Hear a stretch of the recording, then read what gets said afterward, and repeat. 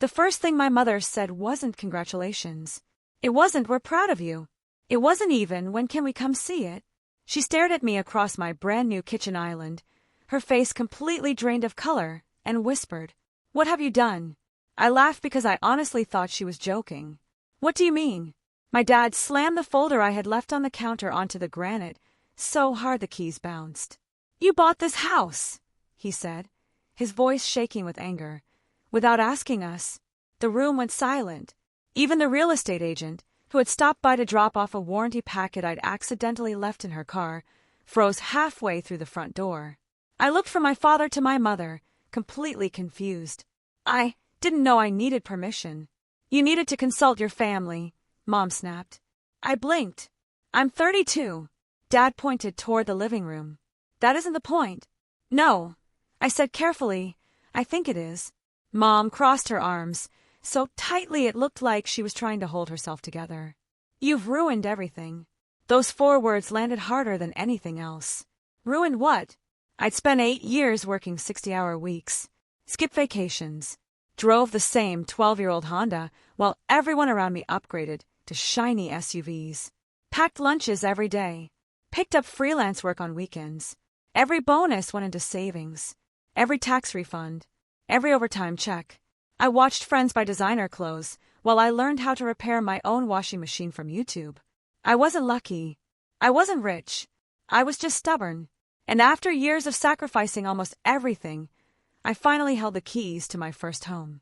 A modest 3-bedroom craftsman on a quiet street outside Columbus, Ohio. Nothing extravagant. Just mine. Or at least, I thought it was. 3 months earlier, I'd almost told my parents. I really had. I even had Mom's number open on my phone while I sat in the parking lot outside the bank after getting pre-approved for the mortgage. Then I remembered Thanksgiving. My cousin Emily had announced she was looking at condos. Before she'd even finished talking, Dad interrupted. "Tell me the address before you offer anything." Emily frowned. "I haven't found one yet. You don't buy property without family approval." Everyone nodded like that was perfectly normal. Her husband awkwardly laughed. "We're the ones paying for it." Dad smiled. "And you'll regret it if you don't listen." For the next 40 minutes, they criticized neighborhoods they'd never visited. Schools that didn't matter because Emily didn't have children. Commute times they'd invented. Property taxes they guessed. Emily eventually went quiet. A month later, she bought a completely different condo. Mom didn't speak to her for almost 6 weeks. Because of a condo. That memory sat in my chest while I stared at my phone in the bank parking lot. I slowly locked the screen. "I'll tell them after closing," I muttered. It felt easier. Safer. I had no idea that decision would become the biggest family explosion I'd ever witnessed. Growing up, my parents believed family decisions belonged to everyone. Not in a sweet, supportive way. In a controlling way. College. Career. Dating. Cars. Apartments. Vacations. Even furniture. Everything required discussion. Everything became debate. Everything somehow ended with my parents making the final decision. My younger brother, Tyler, loved it. He never had to think for himself. If something failed, it wasn't his fault. Mom told him what to do. Dad handled the consequences. Tyler floated through life because someone else always paddled the boat. I was the opposite.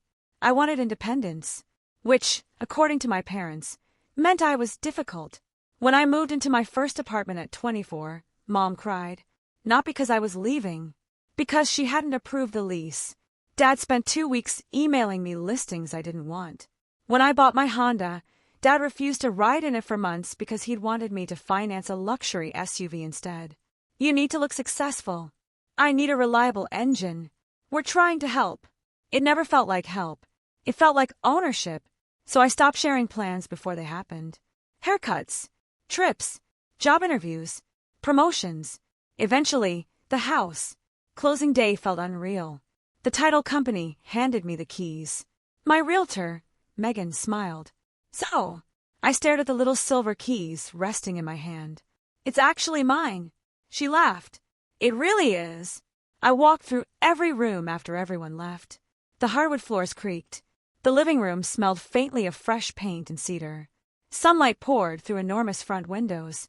There was a tiny reading nook under the staircase. The backyard had an old maple tree that looked older than the neighborhood itself. I sat on the floor because I didn't own furniture yet. The house echoed. For the first time in years, everything was quiet. No opinions, no criticism, no instructions, just silence. I almost cried. 2 weeks later, after I'd unpacked enough boxes to make the place livable, I invited everyone over. Parents, my Aunt Linda, Tyler, his wife Rachel, a few cousins. I wanted one happy afternoon. Just one. Instead, the moment Dad realized I'd already signed the paperwork, his expression changed. You bought it? Yeah. When? 2 weeks ago. You already closed? Yes. His jaw tightened.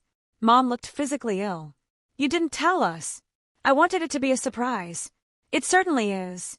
The sarcasm hit like a slap. Then Dad started walking through the house. Not admiring it. Inspecting it. He measured windows with his hands. Opened closets. Checked bedroom sizes. Looked into the garage twice. Almost like he'd expected something else. I noticed it but couldn't understand why. Not yet. Lunch never happened. Instead, everyone gathered around the dining table while my parents questioned every decision I'd made. Why this neighborhood? The commute. You should have looked farther north. I like this area. The schools aren't ranked as high. I don't have kids. You might someday. I bought for today. Mom sighed dramatically. The kitchen is smaller than we imagined. I actually love the kitchen. Dad ignored me. The guest room won't fit 2 queen beds. I only need one. You always think too small. I finally laughed. Dad, are you buying this house? No. Then why are we arguing? His face hardened. Because your decisions affect everyone. I frowned. No, they affect me. Tyler hadn't spoken all afternoon. He kept looking around the house with an odd expression. Not admiration. Disappointment. Every few minutes he'd ask strange questions. Does the basement stay dry? Mostly. The HOA strict? Not really. Can fences be added? I think so. Pets allowed? Yeah. Rachel nudged him. Stop. He looked embarrassed. At the time I assumed he was just curious. Looking back, those questions meant something very different. Everyone finally left around 6. Or so I thought. Half an hour later, my Ring doorbell buzzed. Dad. Standing alone. I opened the door. You forgot something? He walked inside without answering. Closed the door behind him. Then he looked me directly in the eyes. Tell me the truth. About what? Did someone convince you to hide this from us? What? Your coworkers? No. Megan. My realtor. Someone told you not to involve your family. I stared. No one had to. He paced my living room. You've embarrassed us. I bought a house. You shut us out. I bought a house. You made us look like fools. That sentence caught my attention. Look like fools to who? He froze. Only for a second. But I saw it. Then he recovered. To everyone. What does that mean? It means people knew you were looking. No, they didn't. Dad didn't answer. Instead, he walked toward the front window. His shoulders looked tense, like someone cornered. Then he quietly said something that didn't make sense. We already had plans. I frowned.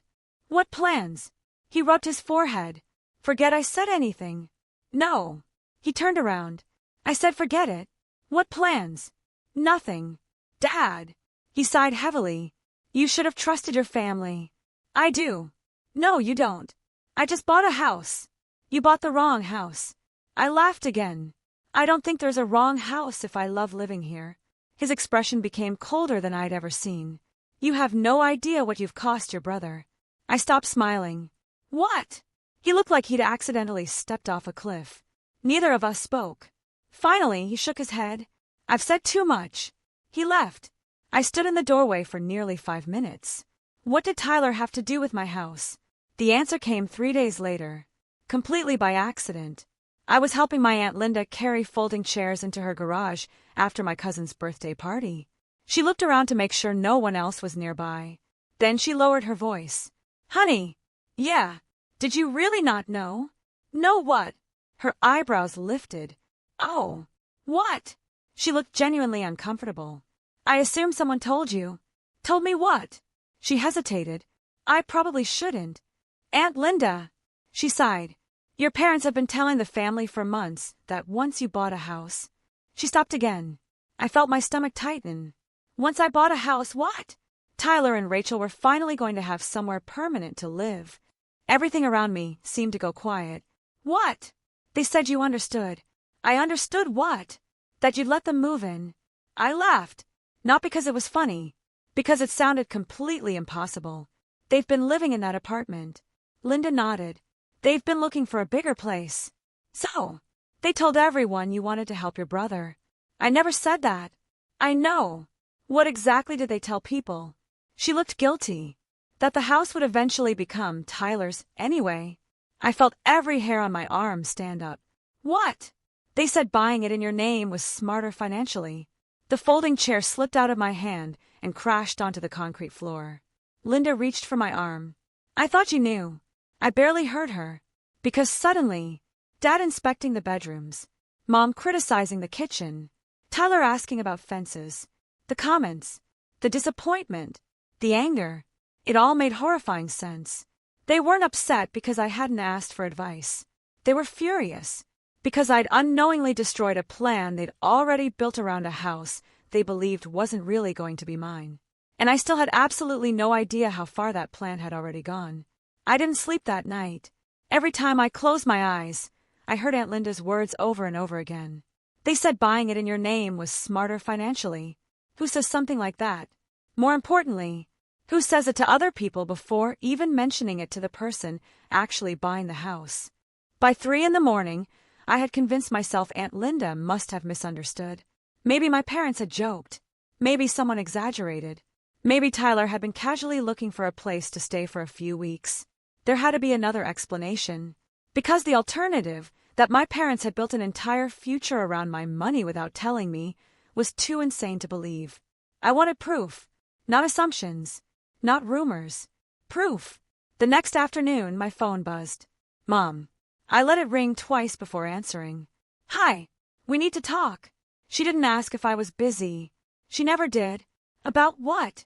Come over for dinner. I'd rather not. It's important. I have work. You always have work. I sighed. What is it?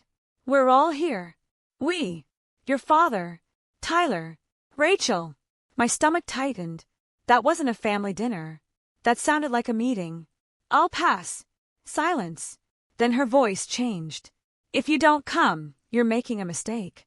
I looked out the kitchen window at the maple tree in my backyard. No, I said quietly. I think I've already avoided one. I hung up. 30 seconds later, Dad called. I ignored it. Then Tyler. Ignored. Then Mom again. Ignored. Within 15 minutes, I had 9 missed calls. And 1 text. We were trying to help everyone. Help everyone. Not help me. That wording stuck in my head. The next morning, I was loading groceries into my trunk when someone called my name. Excuse me. I turned. Rachel. Tyler's wife. She looked exhausted. Dark circles under her eyes. Hair tied into a messy bun. She wasn't wearing makeup. She walked toward me slowly. Can we talk? I hesitated. Sure. She looked around the parking lot before speaking. I don't know what they've told you. Your parents. Not much. She swallowed. I need you to know. I didn't ask for any of this. I frowned. Any of what? She leaned against the shopping cart. 6 months ago your mom invited us over. I listened carefully. She said not to renew our apartment lease. What? She said there wasn't any point. Why? Rachel looked embarrassed. Because you were buying a house. I felt my chest tighten. I hadn't even started looking 6 months ago. I know that now. What exactly did she tell you? Rachel looked down at the pavement. She said you'd finally accepted that families should stay together. I stared. Accepted. She said you'd buy a place with enough bedrooms for everyone. What? I asked if you'd agreed. And? She smiled and said. Rachel's voice cracked. He doesn't know it yet, but he'll understand once he sees how much Tyler needs him. I couldn't speak. The grocery bags suddenly felt like they weighed 100 pounds. Rachel continued quietly. They told us this was your idea. It wasn't. I know. They said I wanted you there. Yes. They said I'd offered. She nodded. They even asked what color we'd paint the kids' rooms. I closed my eyes. This wasn't a misunderstanding. This had been planned. For months. When I got home, I unlocked the front door and froze. A tape measure sat on my front porch. Mine. I had left it in the garage. Someone had moved it. At first I assumed I'd forgotten. Then I noticed muddy footprints leading toward the backyard. I walked through the house. Nothing appeared stolen. Everything looked normal. Until I reached the back door. It wasn't locked. I always locked it. Always. A cold feeling settled in my stomach. I checked every room. Empty. Then I reviewed my Ring cameras. At 1:14 p.m., while I was at work, my parents had arrived. Using a key. My key. I watched the footage in disbelief. Mom unlocked the front door without hesitation. Dad walked inside carrying a notepad. 5 minutes later, Tyler and Rachel arrived. Rachel looked uncomfortable. Tyler didn't. He walked through every room smiling, pointing, talking. Dad measured walls. Mom opened kitchen cabinets. Tyler stood in the primary bedroom for nearly 3 minutes. Then he pointed toward the walk-in closet. Dad nodded. Rachel crossed her arms. She looked like she wanted to leave. 28 minutes later, they all walked out. I replayed the video 3 times. I couldn't believe what I was seeing. How did they have a key? Then I remembered. Closing week. I'd given Mom my spare key. Not because she asked. Because I thought that's what normal families did. I'd wanted her to feel welcome. Instead, she had treated my house like a model home she was preparing for someone else. I drove straight to my parents' house. I didn't call. I didn't text. Dad answered the door. What are you doing here? I held up my phone. You went into my house. So. You gave us a key. For emergencies. This was an emergency. I laughed in disbelief. No. He folded his arms. We needed measurements. Measurements. He actually admitted it. For what? You know. No. He looked annoyed. Stop pretending. I'm not pretending. You know exactly why. I honestly don't. Mom appeared behind him. Oh, good, she said. Now we can finally settle this. I stepped inside. Tyler was sitting at the dining table. Rachel looked miserable. Nobody looked surprised to see me. Almost like they'd expected this confrontation. Mom sat down calmly. Let's be adults. I'd love that. She ignored the sarcasm. We've all sacrificed. I frowned. We. You've worked hard. I have. Tyler has struggled. He has. So naturally. She smiled like the conclusion was obvious. We help each other. By doing what? She looked confused. Sharing. My house. Our family's opportunity. I stared at her. My house. Dad finally spoke. You're single. So. You don't need 3 bedrooms. I bought 3 bedrooms because I wanted 3 bedrooms. Tyler leaned forward. You'd barely notice us. I turned toward him. Us. He smiled awkwardly. The kids stay downstairs. What kids? Our kids. I blinked. What are you talking about? Rachel quietly whispered. Tyler. But he kept going. We'll pay utilities. I laughed. No. You won't even know we're there. No. We'll save for our own place. No. It'll only be temporary. No. Mom's smile disappeared. You're being selfish. I looked around the room. Every single one of them, except Rachel, looked genuinely confused. As if my answer didn't make sense. As if saying no had never crossed their minds. That's when it hit me. This wasn't a request. It never had been. In their minds, the decision had already been made months ago. Without me. Dad stood. I think you're emotional. I think you're insane. His face reddened. Watch your tone. No. He pointed toward me. We raised you. Yes. We paid for your food. That's called parenting. We made sacrifices. I never denied that. So now it's your turn. My turn to what? Support your brother. I looked at Tyler. He couldn't even meet my eyes. Instead, Mom answered. He deserves a chance. I never said he didn't. You have extra space. I have extra space because I paid for it. Silence. Then Tyler finally spoke. I thought. His voice cracked. I thought this was always the plan. I looked directly at him. Who told you that? He hesitated. Then slowly, he pointed toward our parents. Neither of them denied it. Rachel suddenly stood. I'm done. Everyone looked at her. She turned toward Tyler. I told you this would happen. He shook his head. No. Yes. I said we should ask him. You did. I said this wasn't right. You did. I said your parents were making promises they couldn't make. She looked at me. I'm so sorry. Then she walked out. The front door slammed. Tyler started after her. Mom grabbed his arm. Let her cool off. He pulled away. No. He left without another word. For the first time, it wasn't me leaving the family argument. It was the golden child. The room felt strangely quiet. Dad rubbed his temples. This didn't have to happen.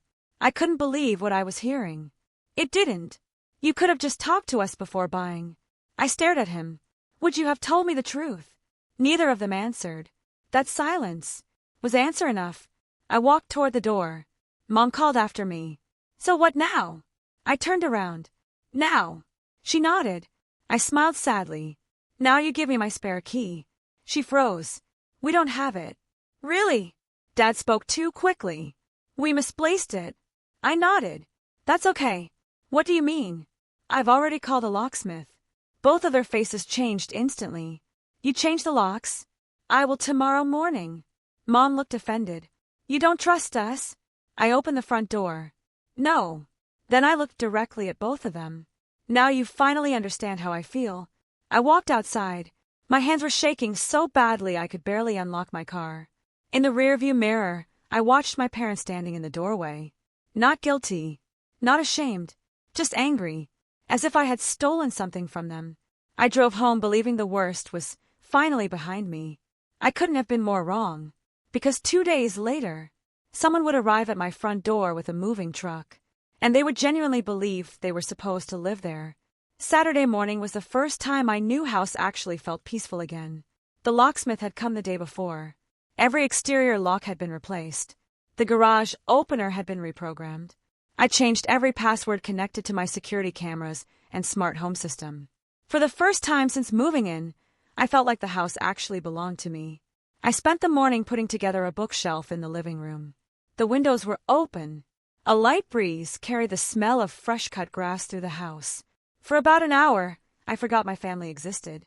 Then my phone buzzed. It was Rachel. Rachel, are you home? I replied. Yeah. Why? 3 dots appeared, disappeared, appeared again. Finally, one sentence came through. Don't panic when you look outside. Before I could answer, I heard it. The deep rumble of a diesel engine. I walked to the front window. A 26-foot moving truck was slowly backing into my driveway. Behind it, Tyler's SUV, my parents' sedan, another car I recognized as my Uncle Dave's. For a second, my brain refused to process what I was seeing. Then the truck stopped. 2 men climbed out of the cab. Professional movers. They started lowering the loading ramp. I whispered to myself, no. I walked onto the porch just as Tyler climbed out of his SUV. He smiled. Not nervously. Not awkwardly. He smiled the way someone smiles when a long-awaited day has finally arrived. Morning. I looked from him to the truck. What is this? He frowned. What do you mean? The truck. We're moving. I stared at him. You're what? Dad said he talked to you. I slowly looked toward my parents. Mom gave me a tight smile. We knew you'd calm down. I couldn't believe what I was hearing. You actually brought movers? Dad stepped forward. No reason to drag this out. One of the movers approached. Sir. He looked at me. Which bedrooms are theirs? I blinked. What? The family hired us for a full unload. They're not unloading anything. The mover looked confused. He glanced toward Dad. Dad answered before I could. Everything's fine. No, I said firmly. It isn't. The mover looked back and forth between us. I don't want to get involved. You won't, I said, because nobody is moving into this house. Mom sighed dramatically. Please don't embarrass us. I laughed in disbelief. Embarrass you? There are neighbors watching. I looked across the street. She was right. Mrs. Campbell, the retired teacher from 2 houses down, was watering her flowers. A young couple stood in their driveway pretending not to stare. Someone had paused while walking their dog. Fantastic. My parents had chosen an audience. Dad lowered his voice. Let's go inside. No. Don't make a scene. You brought a moving truck to my house. He ignored that. We'll discuss sleeping arrangements. I actually laughed. There won't be any. Tyler stepped closer. I already measured where the sectional will go. You what? The living room. You measured my living room? He shrugged like it was obvious. When we came over, I felt a wave of anger wash over me. That wasn't curiosity. That wasn't admiration. They'd been planning furniture placement. In my house. Rachel climbed out of the SUV, much more slowly. She didn't look at anyone. Instead, she walked directly toward me. I'm sorry. You don't need to apologize. I tried to stop this. I know. She looked exhausted. I told them you hadn't agreed. I nodded. I believe you. Mom interrupted. Rachel, stop filling his head with nonsense. Rachel spun around. Nonsense. You're making things worse. Rachel laughed bitterly. No. You are. It was the first time I'd ever seen her stand up to my mother. Mom looked stunned. One of the movers cleared his throat. Excuse me. We all turned. I just need to know if we're unloading. Dad answered. Yes. I answered at exactly the same time. No. The mover looked miserable. He took out his phone. I think I should call my supervisor. Good idea, I said. Dad glared at me. You don't have to do that. The mover ignored him. Within 5 minutes, another pickup truck pulled into the driveway. A man wearing a company polo stepped out. He introduced himself as the moving supervisor. Morning. He looked at everyone. So, he pointed toward the truck. Who owns the property? I do, I answered. He looked at me. Can you verify that? Without saying a word, I opened my wallet and handed him my driver's license. The address matched. Then I opened the county property app on my phone. The house was listed under my name. He nodded. Thank you. Then he turned toward Dad. I'm sorry, sir. We can't unload without the homeowner's permission. Dad's face turned bright red. You don't understand. I think I do. This is a family matter. The supervisor smiled politely. Exactly. And we don't take sides in family matters. Mom suddenly burst into tears. Real tears. She looked at the movers. Please. My grandson needs a home. The supervisor's expression softened. I'm sorry, but this isn't our decision. She pointed at me. He's abandoning his own family. I interrupted. No. I'm refusing to be manipulated. The supervisor quietly signaled his crew. The loading ramp went back up.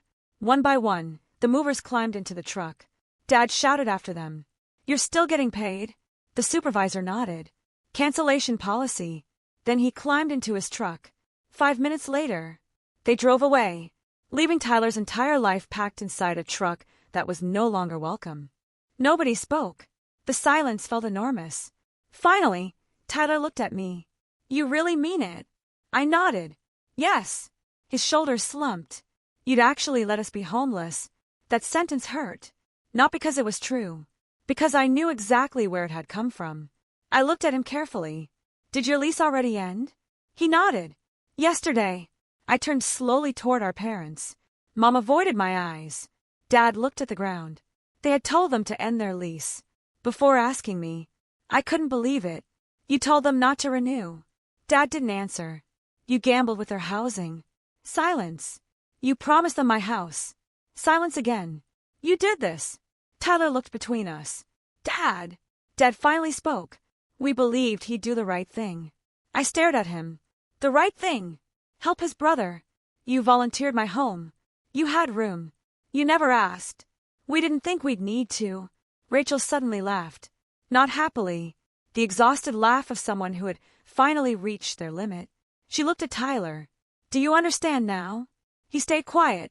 I've been telling you for months. She continued. They kept saying, don't worry. It's already handled. She looked at my parents. You lied to us. Mom looked offended. We expected family loyalty. Rachel shook her head. No. You expected control. Tyler sat down on the edge of the driveway. For the first time in years, he looked completely lost. I quit my second job. I frowned. What? Mom looked nervous. Tyler continued. Dad said I wouldn't need it. My stomach dropped. I was working nights. I know. He told me I'd finally have stability. I slowly turned toward Dad. You told him to quit. We thought. No. I cut him off. What exactly did you think? He didn't answer. I stepped closer. No. You answer me. He looked genuinely uncomfortable. We thought once everyone lived together. He hesitated. Expenses would be shared. I blinked. What expenses? The mortgage. Everything suddenly clicked. Every strange comment. Every inspection. Every measurement. Every criticism. Every argument. This had never been about helping Tyler. It had been about my parents creating the house they wanted, without paying for it themselves. They wanted me to qualify for the loan, me to carry the debt, me to take all the financial risk. Then everyone else would move in, pay whatever they felt like paying, and eventually pressure me into treating the house as a family property. If I ever wanted them to leave, I'd become the villain. It wasn't generosity. It was a trap. I looked directly at my father. This wasn't about Tyler. It was... No. This was about you. He frowned. What? You wanted to build your retirement plan inside my house. His expression changed. Only slightly, but enough. I knew I'd hit the truth. Mom spoke too quickly. Don't be ridiculous. Really? I looked around. You planned bedrooms. Silence. You planned finances. Silence. You told relatives. Silence. You convinced Tyler to end his lease. Silence. You expected me to pay the mortgage. Silence. Every silence was another confession. Just then, Mrs. Campbell crossed the street. She smiled politely. I hope I'm not interrupting. Nobody answered. She looked at me. I baked blueberry muffins this morning. She held out a basket. I figured the new homeowner might like some. I smiled for the first time all day. Thank you. Then she looked around at the tense faces. I've lived here 31 years. She said it gently. But one thing I've learned. She glanced at my parents. A house only becomes a home when the person who owns it gets to choose who walks through the front door. She smiled again.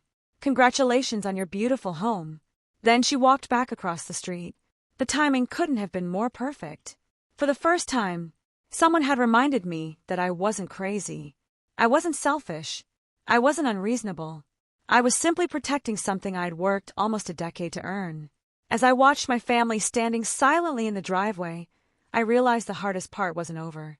Because later that evening, I would discover there was one more secret my parents had hidden from everyone. And it was the reason they had been so desperate to get Tyler into my house before the end of the month. That evening, my house felt strangely empty. Not lonely. Peaceful. The moving truck was gone. The shouting had stopped. For the first time all day, I sat down on my own couch and just listened to the silence. Then my phone buzzed. It was Uncle Dave, the same uncle who had stood quietly in my driveway that morning without saying much. His text was short. Can we meet? Alone. An hour later we were sitting in a small diner about 15 minutes from my neighborhood. Uncle Dave stirred his coffee for nearly a minute before saying anything. I owe you an apology. You didn't do anything. I should have spoken up months ago. My stomach tightened. Months. He nodded. I knew your parents were making plans. How much did you know? He sighed heavily. Enough to stop this. I leaned forward. What aren't you telling me? He looked genuinely ashamed. Your parents are in financial trouble. I blinked. What? They've hidden it from everyone. My dad still works. Barely. My mom always talks about retirement savings. He gave me a sad smile. They're almost gone. The words hit me like cold water. Over the next 20 minutes, Uncle Dave explained everything. 3 years earlier, Dad had invested a large portion of his retirement into a business started by an old friend. The friend promised huge returns. Instead, the business collapsed. Almost everything disappeared. Then came credit cards, a home equity loan, more debt. My parents had managed to keep making payments, but only barely. They told almost no one, not even Tyler. They were embarrassed, Uncle Dave said quietly. So they never asked for help? They didn't want help. They wanted control. What do you mean? They believed if everyone lived under one roof. He paused. Your mortgage would become everyone's responsibility. I slowly finished the sentence myself. And they'd stop paying for their own house. He nodded. They were planning to sell theirs. My heart sank. They were going to move too. He looked down at his coffee. Eventually, I stared at him. So, he nodded again. Eventually your house would have had 6 adults and 2 kids living in it. I couldn't even picture it. My quiet reading nook. The spare bedroom I'd planned to turn into an office. The backyard where I imagined peaceful evenings. Gone. Every dream I'd spent years working toward. Replaced by someone else's plan. What happened to their house? I asked. They're 3 months behind. What? The mortgage. I couldn't believe it. Everything suddenly made sense. The rush. The pressure. The emotional manipulation. They weren't simply trying to help Tyler. They were running out of time. I drove home with 1,000 thoughts racing through my head. For the first time, I actually felt sorry for them. Losing retirement savings. That was devastating. Making bad investments. That could happen to anyone. Being afraid to admit failure. I understood that. But none of those things explained what they'd done afterward. They hadn't asked for support. They decided to take mine. Without permission. That changed everything. The next morning there was another knock at my door. This time, it was Tyler. Alone. No parents. No moving truck. No anger. Just Tyler. He looked exhausted. I know you probably don't want to see me. I'll listen. He nodded. Thanks. We sat on the back patio. Neither of us spoke for almost a minute. Finally he looked at me. I owe you an apology. I stayed quiet. I believed them. I know. I really thought you'd offered. I never did. I know. He rubbed his hands together nervously. When Dad told me to quit my second job, he laughed bitterly. I thought he was finally proud of me. That sentence hurt more than I expected, because I realized something. Tyler hadn't only been manipulated. He'd been used, just differently than I had. I've spent my whole life letting them make decisions for me. He looked down. I didn't even question it. You trusted them. I depended on them. He swallowed. And I think I forgot how to be an adult. I didn't argue. Because he was right. For years I'd blamed Tyler for being lazy. But sitting across from him now, I realized dependence had become his normal. Every problem had always been solved by someone else. Until now. Rachel joined us about 20 minutes later. She wrapped an arm around Tyler. We found a short-term rental. I smiled. That's good. It's small. It's yours. She smiled back. Exactly. Then she reached into her purse. I almost forgot. She handed me a small envelope. Inside was my spare house key. My mother's handwriting was on the envelope. Rachel explained. I found it in Mom's kitchen drawer. They hadn't lost it, just like I'd suspected. They'd kept it. That afternoon I drove to my parents' house. Not because I wanted another fight. Because I wanted the truth. Dad answered. He looked 10 years older than he had a week earlier. I know. Those were his first words. I know everything. He closed his eyes. So Dave talked. He told me enough. Dad stepped aside. Come in. The house felt strangely empty. Mom sat at the dining table. She looked like she hadn't slept. For several minutes. Nobody spoke. Then I asked the only question that mattered. Why didn't you just tell me the truth? Mom started crying immediately. Real crying. Not the dramatic tears from my driveway. The exhausted tears of someone who had finally run out of lies. We were ashamed. Dad nodded. I couldn't admit I'd failed. You would have rather lied? He looked away. I thought. His voice cracked. If everyone lived together, you could pretend nothing happened. He didn't answer. Because he couldn't. I took a deep breath. If you had come to me and said, I looked at both of them. We made mistakes. We need help. I paused. I would have listened. Mom covered her face. But that's not what you did. No. You lied to Tyler. Yes. You lied to Rachel. She nodded silently. You lied to the family. More silence. You tried to take my choice away. Dad whispered. I know. For the first time in my life. My father looked small. Not physically. Emotionally. The man who had always needed to be right. Had nothing left to defend. I don't expect forgiveness. He barely whispered it. I don't even know if I deserve it. I answered honestly. I don't know either.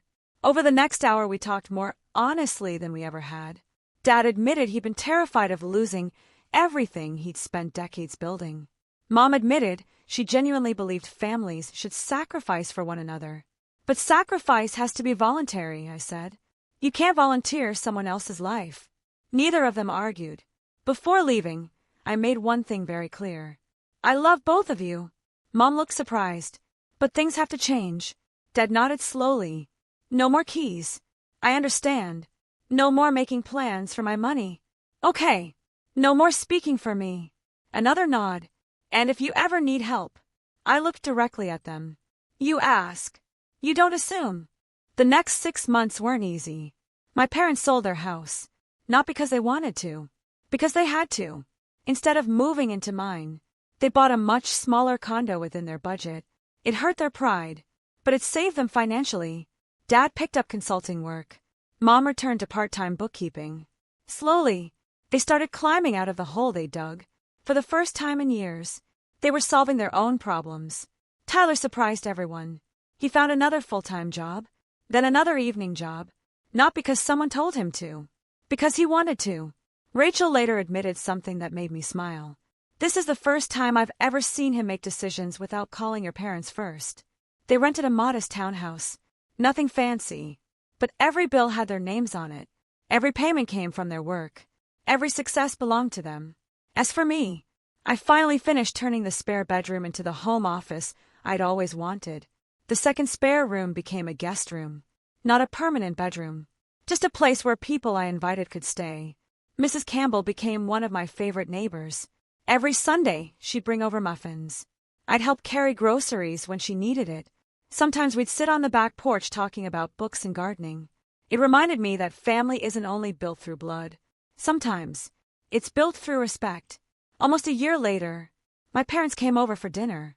For the first time, they called first, asked if it was a good day, waited for an answer. When they arrived, Dad stopped at the front door. He smiled awkwardly. You know. What? I almost walked in. I raised an eyebrow. But then I remembered. He held up his empty hands. I don't have a key anymore. I smiled. No, you don't. He laughed quietly. And honestly, he looked around the house. I think that's how it should be. That was the first moment I believed we might actually heal. Not because everything had been forgotten, but because something had finally been learned. After dinner, everyone left. I locked the front door. Walked through the quiet house. The same hardwood floors creaked beneath my feet. The maple tree outside swayed gently in the evening breeze. I stood in the reading nook under the staircase, the little corner that had made me fall in love with the house on the day I first saw it. For a long time, I simply looked around. Nothing had changed. And yet, everything had. The house was never really the reason we fought. It was a symbol of boundaries, of respect, of independence. For years, my parents believed love meant having a say in every decision I made. I finally understood that real love doesn't demand control.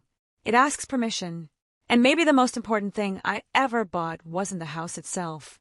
It was the chance to build a life where every person who walked through the front door did so because I welcomed them, not because someone else decided they belonged there.